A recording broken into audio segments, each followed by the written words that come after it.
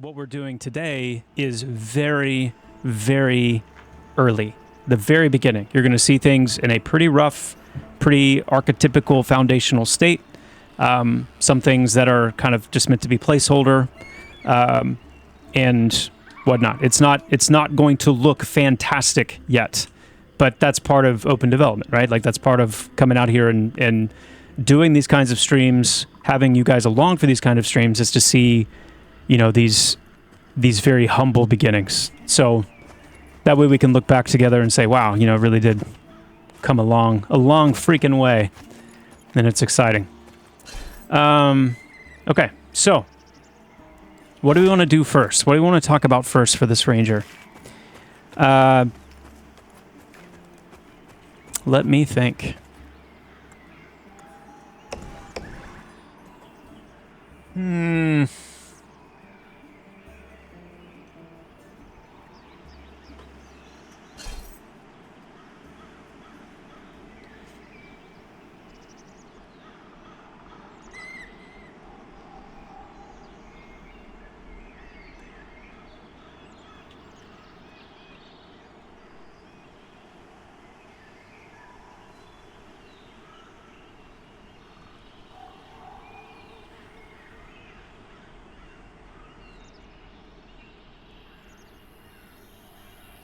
This is the dinkiest looking bow I could find. But it is what it is. The other thing to keep in mind is that the ranged combat system is still, you know, very much in its infancy. So what I ended up doing earlier today is just testing and making sure without a visible arrow projectile, without all of the animations hooked up yet, just seeing if the actual ranged combat aspect was working, if there was actually like a combat, if there was actually like an attack release moment on the character and an attack impact moment on the target. And there is.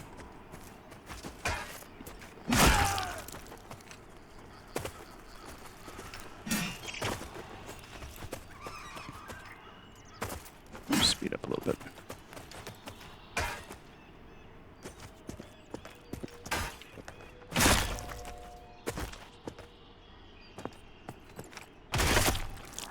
It's dead. Now, the reason that that looks so like spastically fast is because it's playing only the release and the draw animation. The way that the animation is meant to and will work is once you knock the arrow, pull it back, the delay of the bow will have you holding this position until the moment of fire, and then it will release, come back. So you'll draw, you'll knock the arrow, you'll pull back, you'll wait until the delay of the bow. When the delay of the bow finishes, you'll fire your arrow, you'll draw another one, you'll knock it, you'll pull back, and then you'll wait again. Right now, it's not doing the pull and wait. It's not waiting for the delay. You're actually you're going back into like your main hand weapon thing, and then all it's doing is when the bow delay ends, you're like lerping immediately into the fire animation. So that's why it looks a little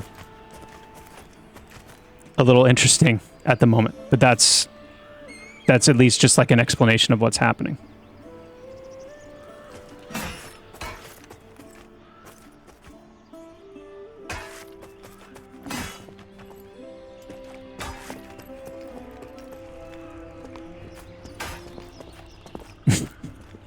I don't know, it's kind of charming. Maybe we'll just, maybe we'll keep it.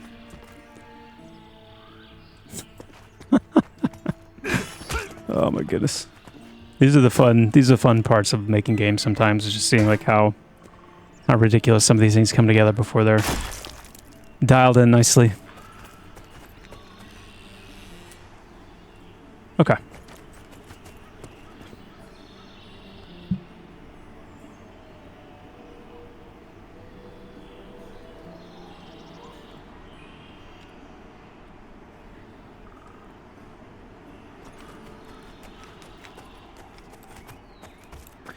Now, let's... Yeah, that rat got served big time. What item is Sleepless Wrath Marrow? I don't know. I don't know. What are you talking about anyway? I don't see what you're talking about. Yep, momentum resource is something that's not in yet. Well, it's in, it's just not visually manifested yet.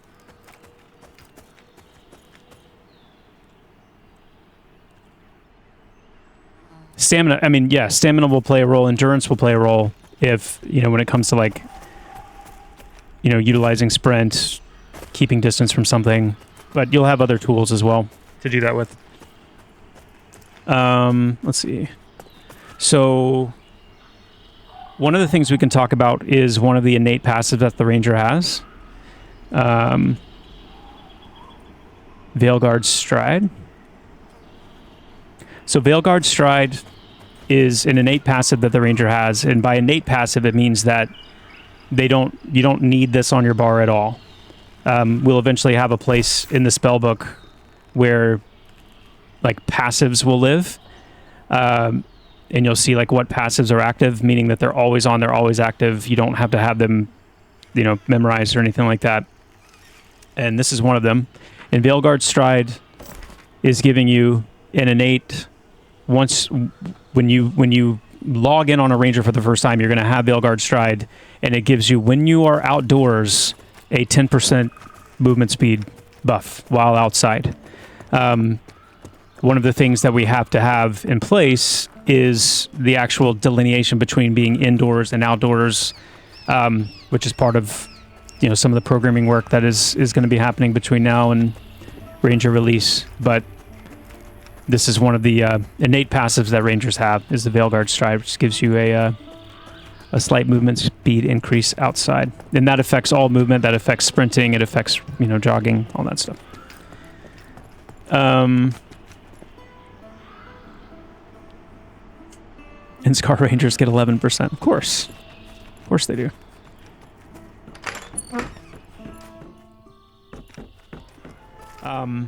I'm going to be focusing on more of the fundamental things with the ranger. And right now it's all about just roughing those abilities in, getting something demonstrable in place for them, and just kind of building on it from there, similarly to how I did it with the summoner. But I do have a bow in hand. It's the dinkiest bow I could find. And what I mean by that is it's a dramatic, impressive war bow that has enough strength and mass and volume to it that you could probably fire an arrow through these rocks, because of how powerful it is. But I have arrow in hand, and I was able to confirm that we do have ranged-based firing and impact. Now, what you're seeing here, you're seeing a couple things here. You're seeing, again, the very beginning of the range combat system. So we've got a mixture of the character trying to play its offhand auto attack with the bow fire, which is why it looks like he's about to have like an alien burst out of his chest when he fires right now. We also don't have it hooked up where the way it's going to work, the damage and the delay, and I should say the delay primarily of your ranged attacks is determined by your bow. This bow has a 3.5 delay. Damage is also in part determined by your bow, but also added to the damage that your arrows provide. And the majority of the damage is going, well, I should say it's going to end up being probably pretty close to a 50-50 split between bow damage and arrow damage when you put the two together. But like right now, this bow is just a single point of damage. The arrows aren't providing any damage right now because it's just a test arrow. It's an old test arrow. It's not even like the one I should be using, but it's just the first one that I saw on the list. But the way it'll work, animation-wise, is when you are firing your bow, you're going to draw the arrow, knock it, pull it back, and then you're going to stay in this position until the delay of your bow ticks down. So if it's 3.5 second delay, you're going to hold here till that 3.5 second delay hits. You'll fire, you'll draw, knock, pull, and you'll wait for the next, you know, for the delay to recycle again, and then you'll fire. And so that's kind of how it will work. Right now, the draw and hold animation isn't working. It's not hooked up, but that's what he'll be doing in these times when he's not firing and waiting. We do have bow fire, you know, set up to where it can be done on the move, which I think is just absolutely vital and iconic to the Ranger gameplay. One of the kind of the DNA aspects of the Ranger that I really wanted to capture is a highly, highly mobile character. The ability to jump in with engage, to withdraw, to move in and out of combat, the ability to, you know, fire the arrow while moving, just like you can, you know, use your melee weapons while moving. Those are all elements of it.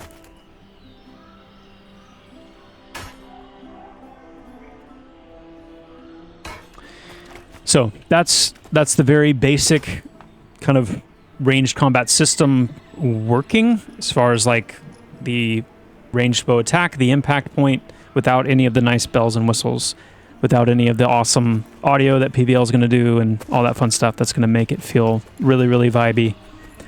Now, we also talked about at the beginning, I have right now on me an innate passive that the Ranger has called Veilguard's Stride. It's active right now. What this does is when I am outdoors, it gives me a 10% increase to my movement speed, which also just kind of continues to feed into that theme of the Ranger being highly mobile, especially in their element outdoors.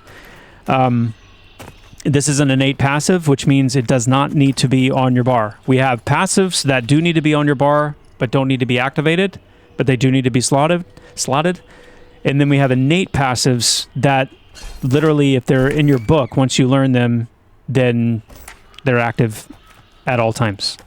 And we'll probably make this just a hidden ability so you don't have that icon up there constantly with everything else. Yes, there are other classes with innate passives planned, indeed. There's actually a couple of innate passives that the Ranger has. There's some other innate passives that a lot of our classes have that I just haven't implemented yet. So be on the lookout for those. Okay, what else do we have? So let me pull up my list.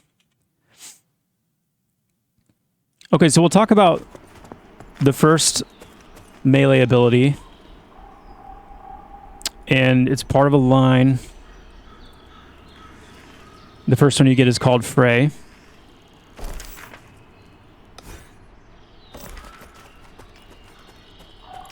So with Fray, I'll have to be level 4. With Fray is a melee attack that has a relatively high chance to perform a second attack. If it performs a second attack, the second attack hits for more damage. There's like you guys can figure out the attack chance when you have it. It's something that will improve as you get higher versions of this ability. The chance to perform the second attack will go up. It's probably, I want to have a look at like, since we don't have double attack in the game as like an innate skill that you can have, I want to actually look at some of the weapon techniques we have that are currently double hits, and I'm not sure if we want to keep those as double hits or not, because I'd like to lean into like some of the class specific abilities for double, triple, quadruple hits, things like that, like Flurry Punch. The Ranger actually has 2 abilities that have multiple hits. The Fray line is one, and then Ferocious Assault is another one that has 3 guaranteed hits, and each one has a chance to interrupt the target spell casting. We'll look at that in a sec. So yeah, Fray, let's do I'm level 4. Let me find something a little beefier.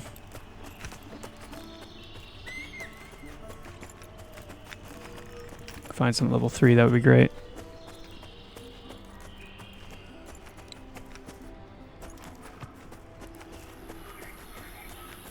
Hello. Right.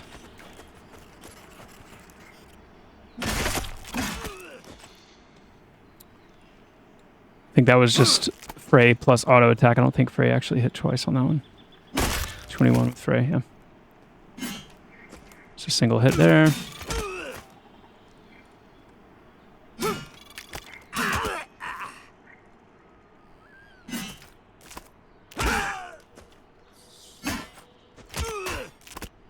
There's a double hit. So I hit for 11 and then hit for a second one for 25. So the second one is a significant damage boost from the first hit.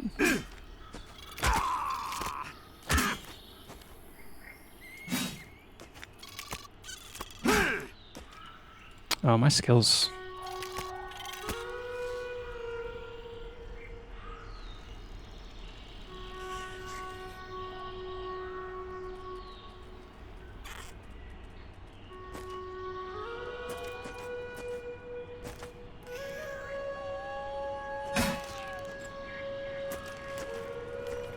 Get the dagger on for this, actually.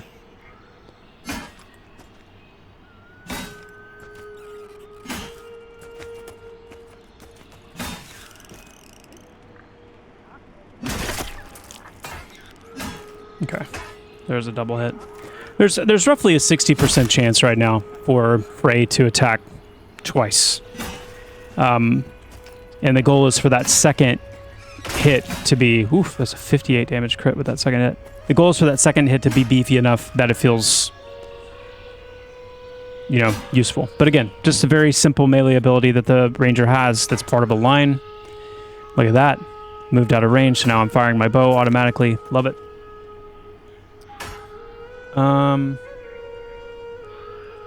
We've got the initial kind of version of the engage ability.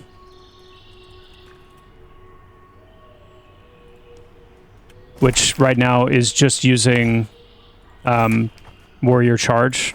It's one of the abilities that's going to generate momentum for you.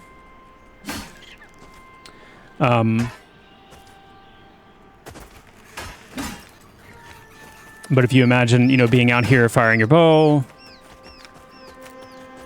having a good old time, and then you need to, oh crap, I got to get into melee range, then you've got your, I think jumping interrupted it there for some reason. But you've got your ability to jump into to melee range quickly if you need to. It will be a leap. It's meant to be a leap, not a charge, so keep that in mind.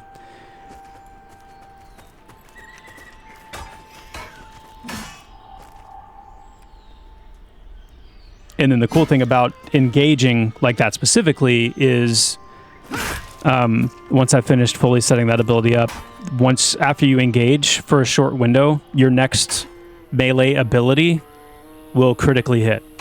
Not auto attack, but your next melee ability. So if you engage and then you use Fray right away, then your Fray is going to be guaranteed to critically hit. And that's part of like leaning into a little bit of the reason why you would maybe want to skirmish, because there's going to be immediate bonuses on the other side of an engage and on the other side of a withdraw, or not critical bonuses. Again, the goal is to, like, if you enjoy meleeing only as a ranger, that you'd have plenty of options for that. If you enjoy staying at range, you'd have plenty of options for that, both viable. But at least even situationally needing to engage or withdraw would have certain benefits to doing so.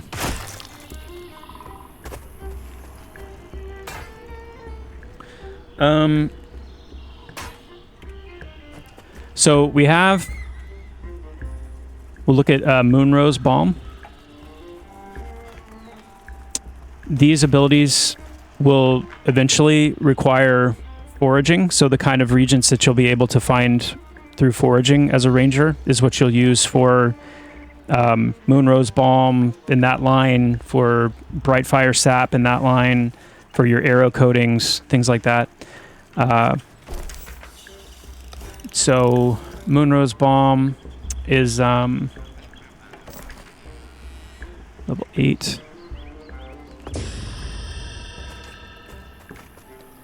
So with this ability, creating a simple bomb that this first version of it anyway, they're like kind of the lowest level version of it. It's increasing my natural health regeneration by 1.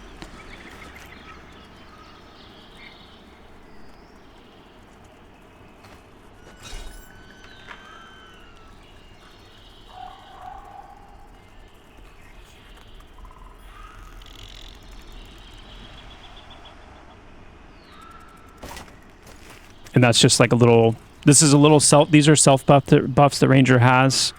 The bomb that you create is no drop. So this is for you. And then same with the Brightfire Sap. So the Brightfire Sap's a little bit different in that it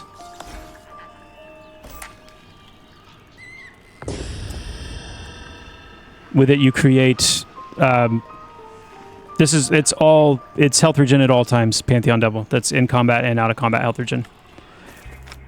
So the Brightfire Sap, in a similar way to the rogue poisons, except only with the primary weapon, but let's make it nighttime. So the Brightfire Sap is going to allow me to apply I don't know why it says apply poison, fix that.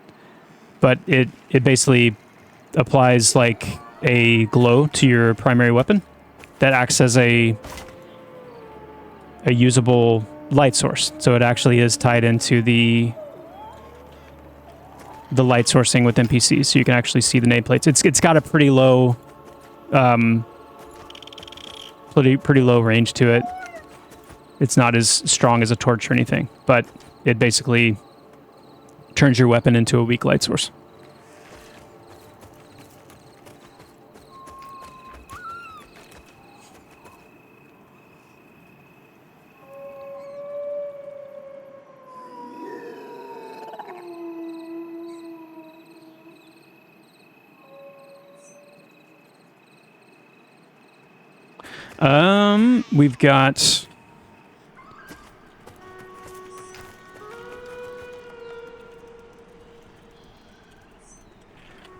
We've got Hamstring Trap.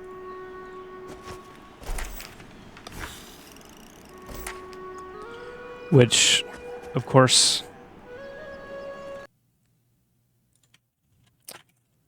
should not cost opportunity.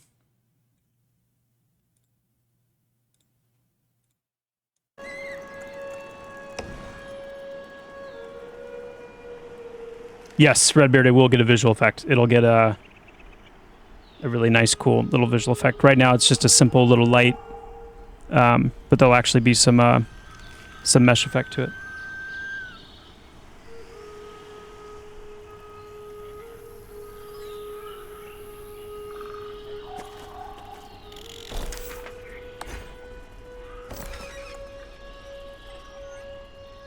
So I've got my hamstring trap, and the unique thing about the hamstring trap for the ranger is that it's not a root, it's actually a snare. Doesn't break on damage. So let me aggro on here and see if I can tag something without killing it at such a high level.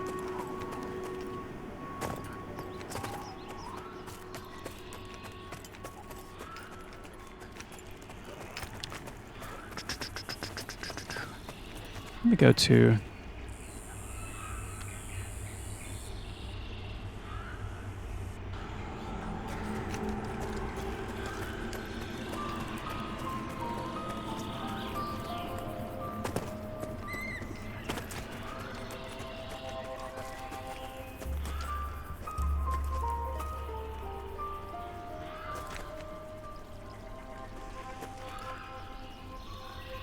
Wait.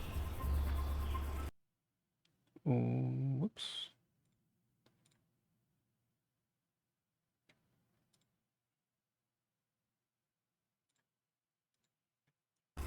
There we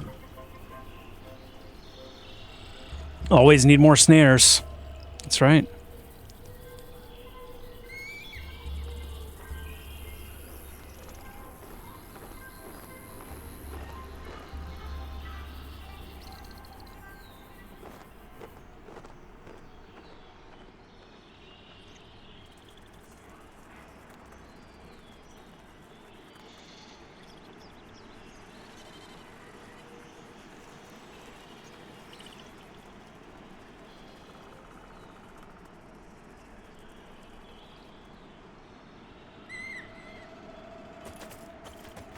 Okay.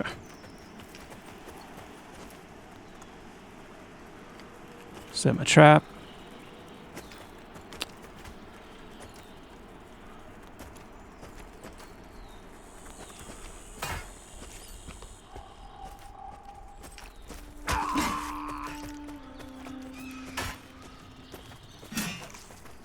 Why is it trying to root it?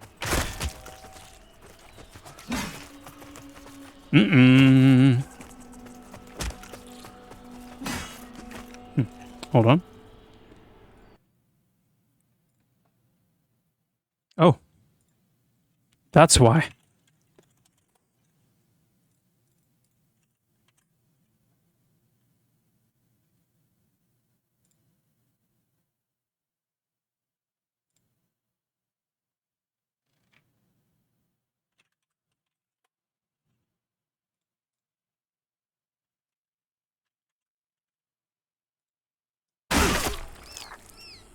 That's why.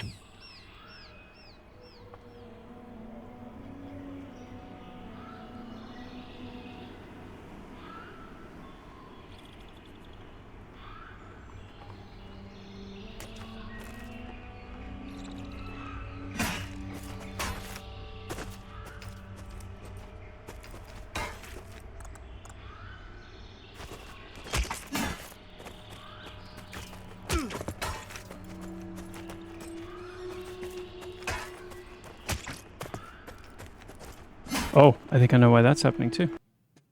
Yep.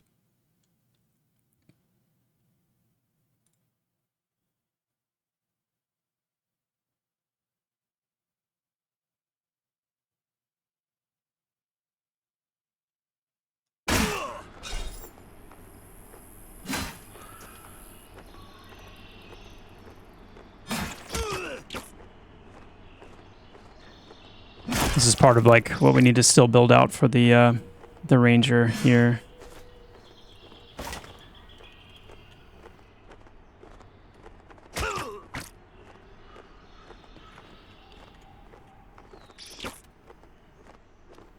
For now, let's just set it to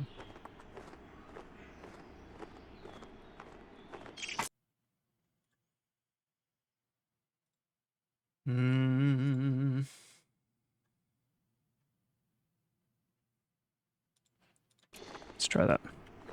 There's going to be like a trapping skill for the ranger. Rangers can dual wield. Yeah, they can. Nerds the podcast, you are correct.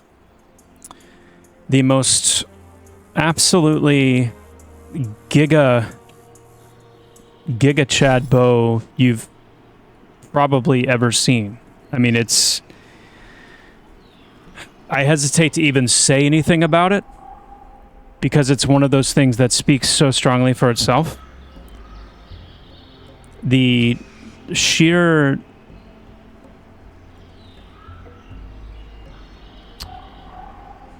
What do you even say? It is clearly masterful in its construction. It has the kind of like draw power that I think you could send a dull bolt straight through this mountain.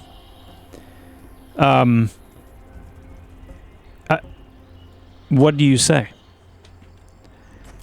What can be said? Okay, so let's try this yet again. Got my trap.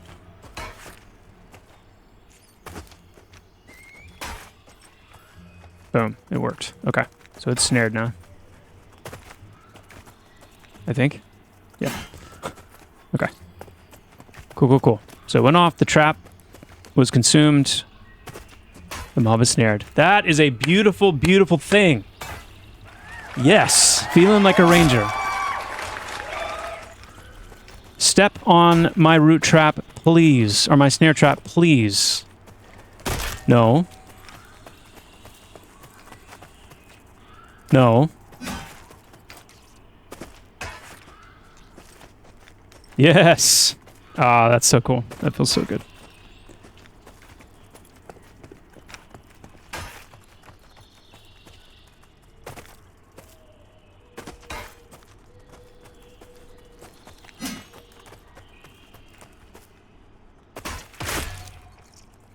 Okay, so jumping while charging, which probably means jumping while leaping, both something we need to look at.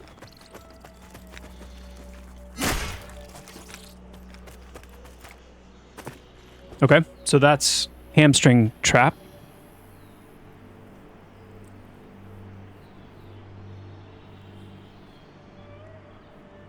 Yeah, Nerds the Podcast range, warriors and rogues will both have the ability to use bows as well. Yep.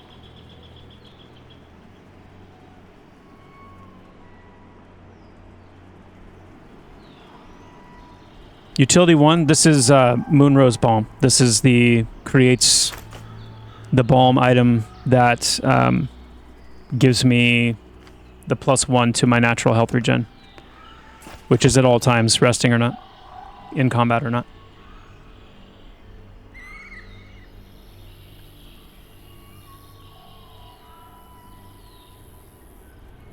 And the balm, Moonrose Balm, the Brightfire Sap, those both will require, eventually they'll require regents that will be consumed, regents that you have to forage for.